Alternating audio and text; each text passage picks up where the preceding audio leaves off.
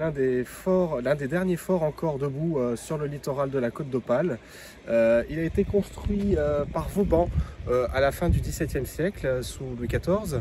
Il a été refaçonné ensuite par Napoléon et altéré au moment de l'occupation allemande pendant la Seconde Guerre mondiale.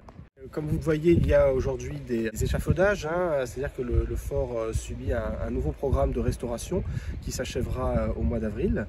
La volonté de vouloir classer le fort au patrimoine mondial de l'UNESCO, c'est de bénéficier derrière de retombées économiques et touristiques, principalement, et ensuite pouvoir également régler la situation de l'estuaire de la Slack qui se situe en face, qui est ensablé. Il y a eu des actions humaines liées à la construction d'un parc à huîtres à la fin du 19e siècle et aussi d'un égout dans les années 1970 qui ont contribué à l'ensablement de ce parc et au final ça nuit à la biodiversité.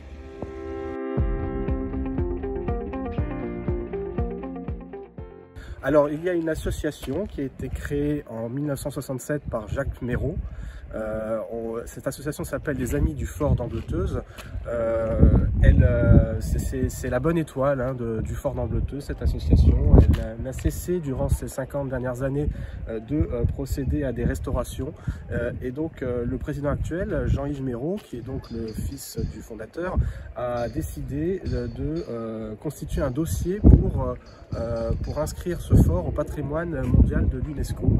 Alors bon, il ne faut pas s'attendre à des retombées financières. Le label n'apportera pas d'argent ni de contraintes, dit Jean-Yves Méraud, le président.